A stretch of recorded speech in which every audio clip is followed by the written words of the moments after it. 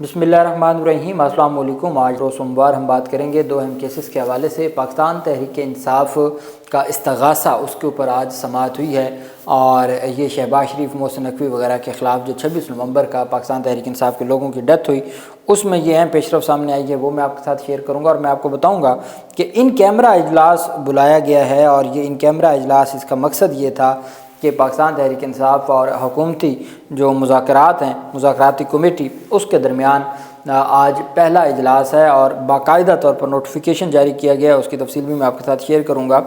सबसे पहले और मैं आपको बताऊँगा कि 9 मई में जो सज़ाएँ हुई हैं उस पर यूरोपियन यूनियन ने बड़ा सख्त रद्द-ए-अमल दिया है और तशवीश का इजहार किया। और पाकिस्तान का जो स्टेटस है, जिसकी वजह से पाकिस्तान अरबों डॉलर मरात तिजारत में मरात मिलती हैं, उसमें जो GSP प्लस स्टेटस है, उसके हवाले से जो ख़दशात का इज़हार किया गया है। और जो माहिरीन हैं, मुआशी माहिरीन, वो कहते हैं कि ये मसाइल पाकिस्तान के लिए जो बुनियादी इंसानी हकूक़ के हवाले से और फिर ये जो फ़ैसले आए हैं, इसके हवाले से ख़तरे में पड़ सकता है। जो स्टेटस है वो भी मैं आपके साथ शेयर करता हूँ। सबसे पहले मैं आपको बताता चलूँ कि हुकूमत पाकिस्तान ने बैरून मुल्क, ख़ास तौर पर UAE मुत्तहिदा अरब अमारात में मुजरमाना सरगर्मियों में मुलव्वस शहरियों के ख़िलाफ़ अपने शहरियों के ख़िलाफ़ सख्त रवैया अपनाया। आप जानते हैं 2 ही मसाइल हैं, एक स्मगलिंग है, मनशियात फ़रोश हैं, और दूसरा जो भिखारी हैं। तो पाकिस्तान ने अपने शहरियों के ख़िलाफ़ सख्त रवैया अपनाते हुए संगीन जराइम में कैद पाकिस्तानियों के पासपोर्ट बुला किए हैं। हुकूमत ने मुत्तहिदा अरब अमारात में मुख्तलिफ संगीन जराइम में कैद पाकिस्तानियों के पासपोर्ट बुला करने का फ़ैसला किया है। इस वक्त कैद में 4700 पाकिस्तानी शहरियों के पासपोर्ट गैर फ़ाल कर दिए गए हैं। ये कार्रवाई मुत्तहिदा अरब अमारात के हुकाम की जानिब से मुख्तलिफ जराइम में सज़ा पाने वाले 5292 पाकिस्तानी शहरियों से मुतल्लिक़ तफसीली रिपोर्ट्स के बाद की गई। इनमें से 2470 अफराद को मनशियात से मुतल्लिक़ जराइम में सज़ा सुनाई गई, जबकि 100 को धोखा दही और जिनसी तौर पर हरासा करने के मुकदमात से मुंसलिक किया गया। चोरी के जुर्म में कैद 704 और कत्ल और डकैती के जुर्म में 216 पाकिस्तानियों के पासपोर्ट भी मंसूख किए गए। मज़ीद मुत्तहिदा अरब अमारात में गैर कानूनी तौर पर मुकीम 375 पाकिस्तानी शहरियों के पासपोर्ट भी मनसूख कर दिए गए हैं। ये कार्रवाइयाँ की गई हैं हुकूमत पाकिस्तान की जानिब से, चूँकि मुत्तहिदा अरब अमारात हुकूमत बार बार मुतालबा कर रही थी और जिस तरीके से कार्रवाइयाँ की जा रही हैं पाकिस्तानी हुकूमत की जानिब से, तो चूँकि आपको याद होगा कई अज़ला हैं पाकिस्तान के जहाँ से पाबंदी लगाई गई थी UAE की जानिब से कि यहाँ से लोग ट्रैवल नहीं कर सकते, और उसकी सबसे बड़ी वजह वहाँ पे जराइम में मुलव्वस होना है। सऊदी अरब में सबसे बड़ा मसला भिखारी हैं जो पाकिस्तान से जाते हैं, और UAE में जो सबसे बड़ा मसला है वो जराइम पेशा लोगों का जाना या मनशियात फ़रोशों का जाना और वहाँ पे इल्लीगल एक्टिविटीज़ में मुलव्वस होना। और सबसे ज़्यादा जो तादाद है वो पाकिस्तानियों की है जो जराइम में मुलव्वस हैं। बदकिस्मती है हमारी, और UAE की हुकूमत की जानिब से बार बार मुतालबा किया जा रहा था, जिस पर हुकूमत पाकिस्तान ने ये फ़ैसला किया है और 4700 पाकिस्तानी शहरियों के पासपोर्ट्स वगैरह बुला करने का फ़ैसला किया है। दूसरी तरफ जो अहम पेशरफ सामने आई है वो हुकूमत और पाकिस्तान तहरीक इंसाफ के दरमियान होने वाले मुज़ाकरात हैं। और स्पीकर कौमी असम्बली ने हुकूमत और पाकिस्तान के तहरीक इंसाफ के दरमियान जो मुज़ाकराती कमेटियों का पहला इजलास है, उसके लिए इन कैमरा इजलास तलब कर लिया है और बाकायदा तौर पर नोटिफिकेशन जारी कर दिया गया है।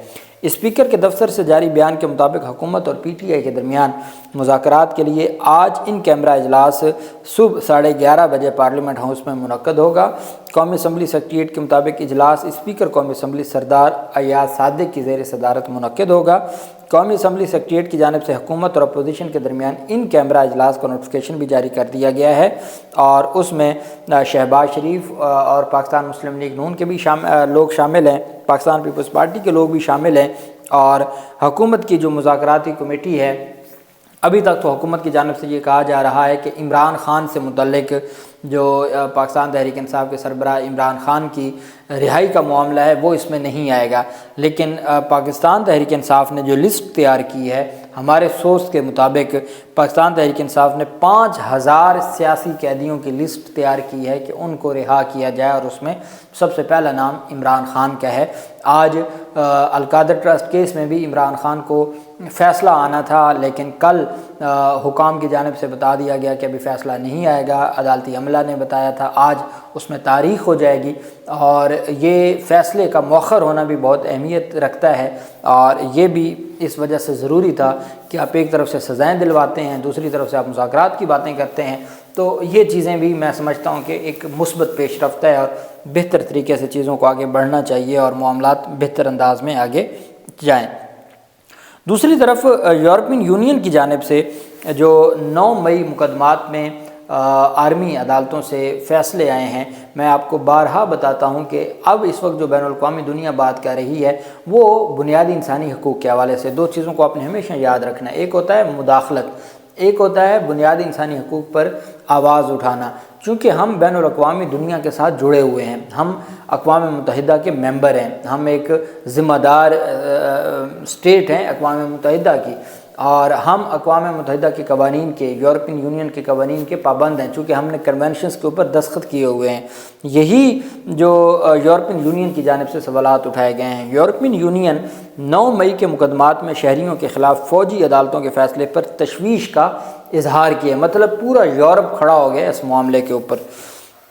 غیر ملکی خبر رساں ادارے کے مطابق 21 دسمبر کو یورپین ایکسٹرنل ایکشن سروس کی جانب سے جاری کردہ اعلامیہ میں کہا گیا کہ شہریوں کی سزاؤں کے یہ فیصلے پاکستان کی شہری اور سیاسی حقوق کے بین الاقوامی معاہدے ICCPR جو ہم نے بین الاقوامی معاہدہ کیا ہوا ہے سیاسی حقوق اور شہریوں کے حقوق کے حوالے سے، وہ معاہدہ ہے ICCPR، اس سے متصادم قرار دیا ہے یورپین یونین نے۔ یورپین یونین کہتی ہے کہ پاکستان ان ممالک میں سے ہے جنہوں نے ICCPR معاہدہ سائن کیا ہوا ہے، جس کے تحت جو شہریوں کی حقوق ہیں اور سیاسی حقوق ہیں ان کے پاکستان ذمہ دار ہے۔ ایسے میں آرمی عدالتوں سے جو فیصلے ہیں وہ اس سے متصادم ہیں، جسے پاکستان نے اپنی بین الاقوامی ذمہ داریوں کے تحت تسلیم کیا تھا لیکن عمل درآمد نہیں ہو رہا۔ یورپین یونین کا کہنا ہے کہ ICCPR کے آرٹیکل 14 کے تحت ہر فرد کو منصفانہ اور عوامی مقدمے کی سماعت کا حق حاصل ہے، جس میں آزاد، غیر جانبدار اور اہل شامل ہیں، ججز، جس میں غیر جانبدار بھی ہوں، آزاد بھی ہوں اور قابلیت بھی رکھتے ہوں۔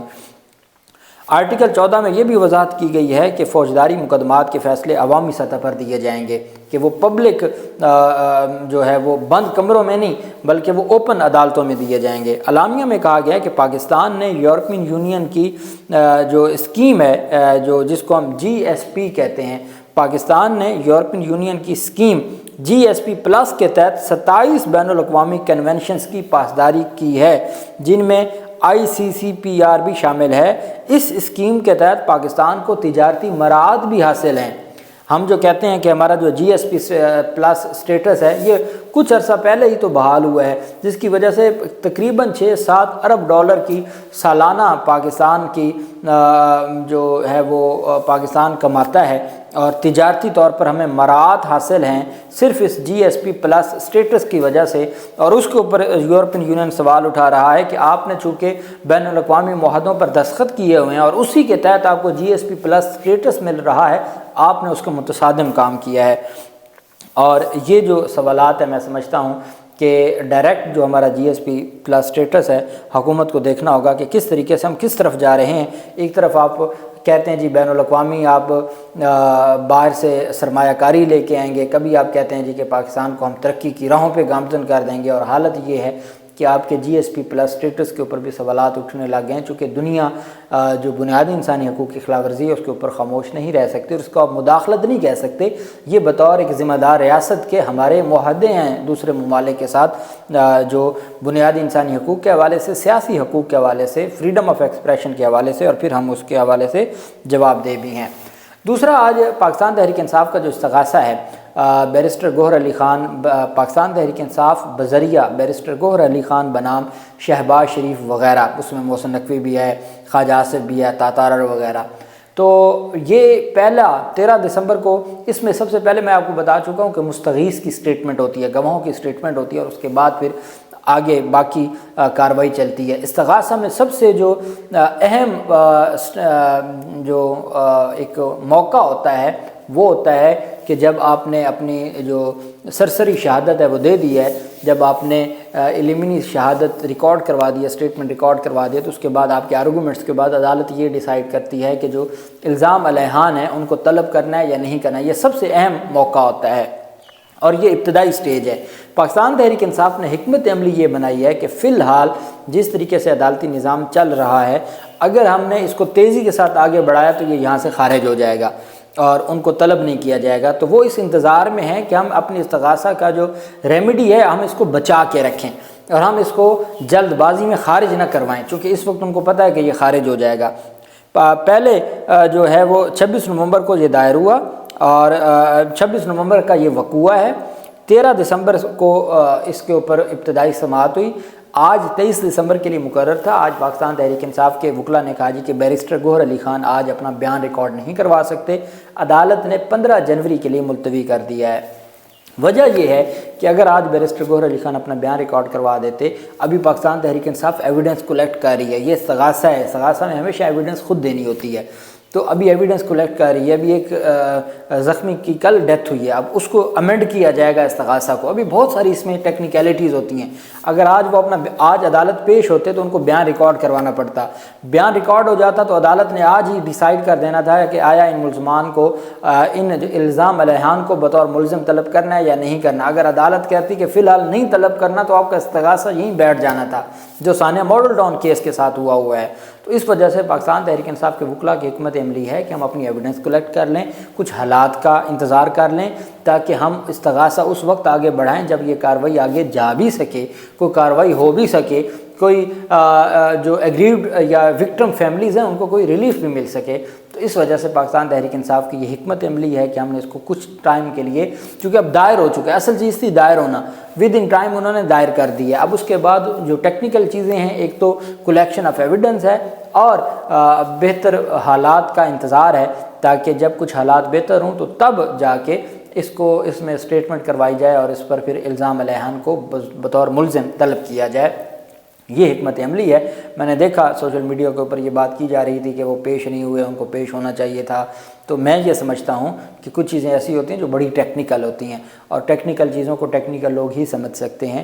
تو فی الحال پیش ہو کے اس کو خارج کروانے کا کوئی مقصد نہیں ہے اور اس میں مزید ٹائم لینا بہتر تھا تاکہ مزید ایویڈنس بھی آ جائے اور کچھ حالات بھی بہتر ہو جائیں۔